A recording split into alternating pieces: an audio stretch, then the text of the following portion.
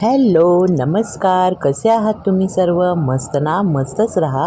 सर्वांना सर्वप्रथम श्री स्वामी समर्थ. तर फ्रेंड्स, आजचं सुरुवात चालू आहे. हा व्हिडिओ जो आहे ना तो शुक्रवारचा आहे आणि ही सुरुवात चालू आहे ना तर बेडरूमपासूनची सुरुवात सुरू केलेली आहे. तर बेडरूम क्लिनिंग करायला काढलं होतं आणि क्लीन वगैरे केलं. चादर पण चेंज करायची होती मला. तर बघा इथे मी ना सर्व वरून जाळी वगैरे असतात ना ते सगळं काढलं. कारण काय आहे ना फ्रेंड्स, आमच्या घरी आहे ना कानबाई येतात. आम्ही आहोत खानदेशी. तर खानदेशीमध्ये ना कानबाईला भरपूर महत्त्व असतं. तर भरपूर सगळ्या गोष्टीची स्वच्छता केली जाते. कपडे धुतले जातात, बिछाणे वगैरे असतात ते धुतले जातात, भांडी कुंडी घासली जातात. तर आमच्या घरी येणार नव्हते, आमच्या गावी येणार होती. पण मी ना आवर्जून हे सगळं घरी पण इथेही करते. कारण की का तर कसं असतं ना, गावी असो किंवा आपल्याकडे असो, करावं तर सेमच आहे आणि देवाचं असल्याकारणाने ते स्वच्छता करणं गरजेचंच असतं. तर त्याच्यामुळे ना मी इथे सगळं करून घेणार आहे. कारण की आम्हाला जायचं आहे गावाला कानबाईसाठी आणि त्याच्यासाठी शॉपिंग वगैरेसुद्धा मुलांसाठी करायची आहे, इशीसाठी आणि डुग्गूसाठी.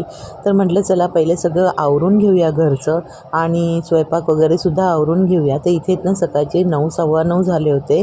घड्याळ काही मी तुम्हाला दाखवत नाही आहे, कारण की काय ना छोट्या छोट्या गोष्टी मला मेन्शन करून दाखवणं नाही आवडत आणि इतकं म्हणजे कामामध्ये एकदा लागलं ना तर प्रत्येक गोष्टीला दाखवलंच पाहिजे असं काही नाही आहे. आणि तेवढा माझ्या फ्रेंड्स लोकांना माझ्यावर भरोसा आहे. मी काही त्यांना काही खोटी टायमिंग सांगणार नाही. तर इथे बघा मी आहे ना काय होत होतं, मी ना चादर टाकलेली, पण माझी गादी आहे ना ती खूप मोठी आहे आणि चादर ना त्याला छोटी होत होती. तर मी ना कशीबशी त्याला बसवत होते. तर इथे बघा मी आहे ना जे चादरीचे कोणे असतात ना त्या कोण्यांना गाठ मारून ठेवली होती, जेणेकरून ना ती बरोबर त्या गादीच्या कोण्यांमध्ये अडकून राहील आणि व्यवस्थित एकदम टाईट अशी चादर बसेल. तर काय ना फ्रेंड्स, तुम्ही म्हणत असाल का बेड नाही आहे का? तर हो, बेड नाही आहे माझ्याकडे. मला घ्यायचं आहे, पण आत्ताच नाही घेणार आहे मी. थोड्या दिवसानंतर घेणार आहे आणि जेव्हा घेईल तुमच्यासोबत ते तर मी नक्की शेअर करेल फ्रेंड्स. तर इथे बघा मी ना काय करत होती, इकडची गाठ आहे ना ह्या कोण्याची ती सुटत होती सारखी. त्याच्यामुळे मी ना व्यवस्थित गाठ मारली आणि मस्त अशी चादर आहे ना टाईट पसरवून घेतली. तर तुम्हाला इथे दिसेल एका ठिकाणी खोचत होते तर दुसऱ्या ठिकाणावरून निघत होती. असं काहीसं माझं थोडा वेळ चाललंच होतं. तर म्हटलं चला हे सुद्धा तुमच्यासोबत शेअर करू. कधी कधी असं असतं ना की कामाची खूप गडबड असते, लवकर आवरायचं असतं, पण काही ना काहीतरी होतच असतं. आणि असं नाही की माझ्याकडे काही चादरी नाही आहेत म्हणून मी तीच चादर घालण्यावरती हे होते. म्हटलं होतं आता जाऊ दे, घालायचं 2 दिवसासाठी, घर तर बंदच राहणार, तर ही साधी चादर घालून ठेवून देऊया. जेणेकरून कसं म्हणजे नंतर तर दुसरी चादरसुद्धा घालता येते बेडवरती आल्यावर, म्हणून ही साधी चादर घालणार होते. तर इथे ना मी सगळं असं व्यवस्थित करून घेतलं. तुम्हाला साईडला पण थोडा पसारा दिसत असेल. तर इथे ना हे डुग्गूने काय आणून टाकलेलं होतं आणि इथे उशा वगैरे जे बेडवरच्या उशा ब्लँकेट वगैरे असतं ना ते इथे मी कोण्यामध्ये जमा करून ठेवलं होतं आणि उशांनासुद्धा कवर वगैरे घालून घेणार आहे आणि ते सुद्धा असं व्यवस्थित करून घेणार आहे मी. तर इथे ना लोशन बिशन, चार्जर, डुग्गूचं डॉल, बावला बॉल वगैरे सगळं त्याने इथे आणून टाकलं होतं. माहीत नाही का काहीही काढून ठेवतो, थोडा वेळ खेळतो, मग पसारा करतो, पुन्हा तेच करतो तो अशा प्रकारे.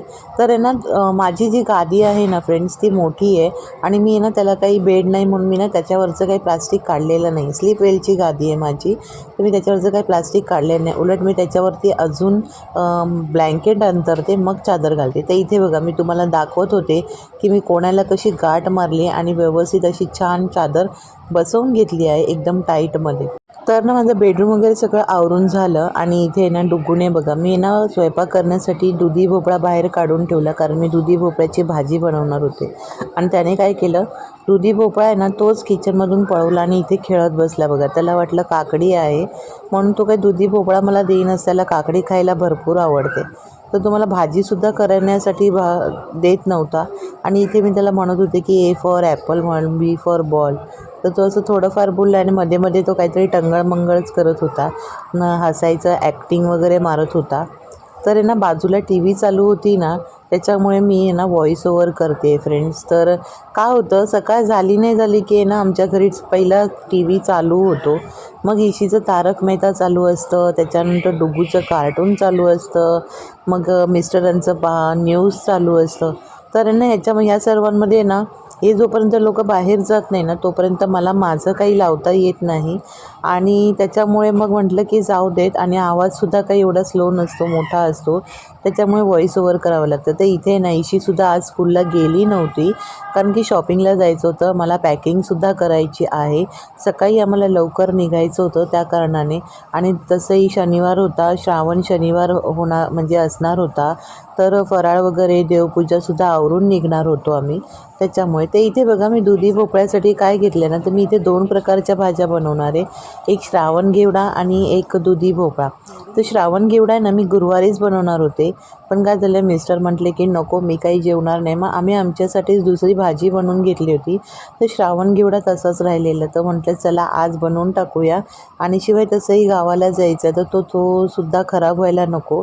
तर मी बाजारातून भाज्या घेऊन आली होती ना, त्याच्यानंतर आल्यावरती काही भाज्या निवडून ठेवल्या होत्या. तर इथे श्रावण घेवडासुद्धा मी पहिलाच निवडून स्वच्छ करून ठेवलेला आहे. तर इथे मी ना टॉमॅटो घेतला आहे, बारीक चिरलेली कढीपत्ता घेतलेला आहे, कोथिंबीर घेतलेली आहे, लसूण आणि मिरचीचा ठेचा आहे, त्याच्यानंतर हिंग आहे, लाल मिरची पावडर आहे. ते हे सगळंच करून आपण बनवणार आहोत मस्तपैकी दुधी भोपळ्याची भाजी, त्याच्यानंतर श्रावण घेवड्याची भाजी. ते इथे मी हे सुद्धा दाखवते की मी राई जिरे घेतलेत, हळद, धना पावडर, जिरा पावडर असं सगळं घेतलेलं आहे. तर आता आपण काय करूया, गॅसवरती ठेवूया कुकर आणि कुकरमध्ये टाकूया तेल. तर कुकरमधलं तेल आहे ना हे आपलं मस्त तापलेलं आहे. तर आता आपण ह्यामध्ये टाकणार आहोत मोहरी. मोहरी छान तडतडली की त्यामध्ये टाकूया जिरे, त्याच्यानंतर टाकूया आपण कढीपत्ता. तर कढीपत्ता बारीक चिरलेला का आता मुलं पण खाऊन घेतील ना त्यामुळे, नाहीतर मग तो जेवणातून काढून बाहेर फेकला जातो, कारण आणि कढीपत्ता चांगला असतो शरीरासाठी. त्यानंतर मी इथे लसूण आणि मिरचीचा जो ठेचा होता ना तो टाकलेला आहे. त्यात थोडीशी तीळ होते, तर मी तेच टाकून घेतलेले आहे. त्यानंतर मी आता टाकणार आहे टॉमॅटो आणि छान असं परतून घेणार आहे तेलामध्ये. पाहू शकता इथे तुम्ही. तर आता ह्या सर्व वस्तू आहेत ना मी छान अशा आहे ना परतून घेणार आहे त्या तेलामध्ये. तर मला ना थोडासा टोमॅटो कमी वाटला, मग मी इथे अजून थोडा टोमॅटो टाकला आहे. त्यानंतर मी याच्यामध्ये टाकणार आहे सुके मसाले. तर मी हळद टाकले, धना पावडर, थोडीशी जिरा पावडर असं सगळं टाकून घेणार आहे आणि छान असं फ्राय होऊ देणार आहे. त्यामध्ये नंतर टाकणार आहे लाल घरचा घाटी मसाला आणि थोडंसं कलर येण्यासाठी लाल मिरची पावडरसुद्धा टाकणार आहे. तर ती नुसती साधी बिना तिखटवाली जी मिरची आहे ना ती टाकणार आहे मिरची पावडर. तर त्याने ना कलरसुद्धा छान येतो आणि भाजी खूप टेस्टीसुद्धा लागते. तुम्ही अशी दुधी भोपळ्याची भाजी बनवून बघा. आणि कसं आहे ना हे सगळं आहे ना बनवणं पौष्टिक आहे, हेल्दी आहे. दुधी भोपळासुद्धा खाणं खूप गरजेचं आहे शरीरासाठी. याने खूप सारे विटामिन्स मिळतात आणि प्रोटीनसुद्धा असतं. त्यामुळे आता इथे मसाले जळू नये ना म्हणून मी ह्यामध्ये टाकलं आहे थोडंसं पाणी, कारण की आहे ना मसाले आपले खाली लागतात आणि चांगलं तेलसुद्धा सुटलेलं आहे बघा. आता इथे ना मी अर्धा तास अगोदर आहे ना चण्याची डाळ भिजवली होती, तर तीच मी इथे टाकली आहे. आणि हिलासुद्धा आहे ना आपण मसाल्यामध्ये छान अशी आता परतून घेऊया. त्यातलं सगळं पाणी काढून टाकलं आहे आणि आता आपण छान अशी परतून घेऊया ह्याच मसाल्यांमध्ये. आणि थोडीशी अशीच मी झाकण लावलं आहे, त्याला चांगलं वाफेवर होऊ देऊया 5-10 मिनटं. त्यानंतर बघा मी इथे झाकण काढलं आणि पुन्हा एकदा खालीवर करून अशी भाजी म्हणजे डाळ परतवून घेतली. आता यामध्ये आपण सोडणार आहोत भोपळा, कारण की काय आहे ना भोपळा खूप लवकर गाळा होतो एका शिट्टीमध्येच. त्याच्यामुळे त्याआधी आहे ना थोडीशी डाळ अर्धी कच्ची शिजवून घ्यायची चण्याची आणि मग भोपळा टाकायचा आहे. तर इथेसुद्धा मी ना भोपळा टाकून घेतला आहे. भोपळासुद्धा एकजीव वगैरे केला. त्यामध्ये चवीपुरतं मीठसुद्धा टाकून घेणार आहे. ही भाजी आहे ना फ्रेंड्स तुम्ही म्हणजे रश्शावाली बनवा किंवा बिना रश्शाची बनवा, अप्रतिम लागते आणि खरं शरीरासाठी खूप गुणकारी आहे. तर तुम्ही ही भाजी आहे ना आठवड्यातून दोनदा निदान नाही तरी एकदा तरी तुम्ही नक्कीच बनवून खात जावा. खरंच खूप छान आहे.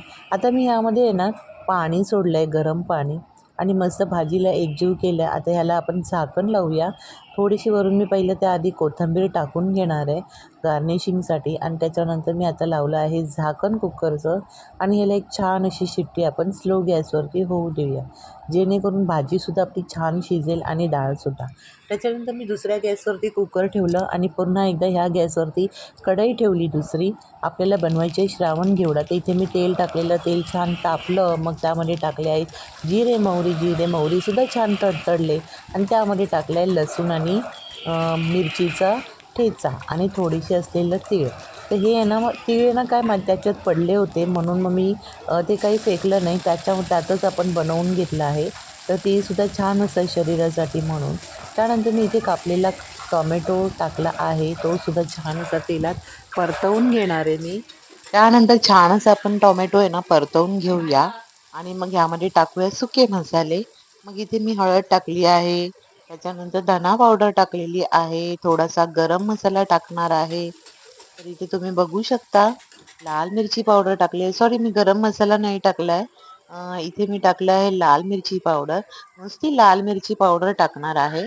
कारण की पहिली भाजी आपण ही घाटी मसाल्यात बनवली आणि ही श्रावण घेवड्याची भाजी आहे ना, नुसती जरी लाल मिरची पावडरमध्ये जरी बनवली ना तरी अप्रतिम लागते, छान लागते. आणि कलर बघा किती सुंदर आलेला आहे ना. तर इथे आहे ना मी श्रावण घेवडा पाण्यामध्ये स्वच्छ असा धुवून घेतलेला आहे आणि आता आपण तो सुद्धा टाकून घेणार आहोत. तर ही सुद्धा आहे ना हेल्दी भाजी आहे आणि स्वामींना आहे ना श्रावण घेवड्याची भाजी फार आवडते. त्याच्यामुळे नाही मला गुरुवारीच बनवायची होती, पण नाही जमली बनवायला. म्हणजे जास्त काही असं जेवणाचं हेच नव्हतं. इच्छा नव्हती म्हणून बनवली नव्हती. म्हटलं चला आज बनवून घेऊया आणि मग ही भाजी बनवली. खूप छान अशी टेस्टी झाली. आता पण ह्या भाजीला आहे ना छान असं वाफेवर शिजू देऊयात. खूप मस्त आणि टेस्टी भाजी होते.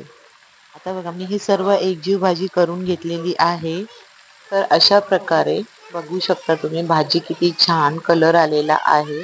त्यानंतर मी यामध्ये ना थोडंसं चवीसाठी टाकलेले आहेत बटाटे. तर मी एकच बटाटा मी छोटा कट करून टाकलेला आहे आणि गार्निशिंगसाठी टाकलेली आहे कोथिंबीर. तर मस्तपैकी आहे ना आपण ही भाजी एकजीव करून घेऊयात आणि हिला छान असं वाफेवरती झाकण लावून ठेवून देऊयात. यामध्ये मी मीठ टाकायचं विसरले होते. नंतर मला लक्षात आलं मीठ टाकायचं. तर इथे ना मीठ सुद्धा मी टाकून घेतलं आहे. तर तुम्हाला जेवढं चालेल तेवढ्याच प्रमाणामध्ये तुम्ही मीठ टाका फ्रेंड्स. आणि थोडंसं पाणी टाकलं आहे. हे ना छान अशी वाफेवर मस्त शिजते आणि मस्त होते. खाली लागू नये म्हणून मी पुन्हा थोडंसं पाणी टाकलं. तर बघा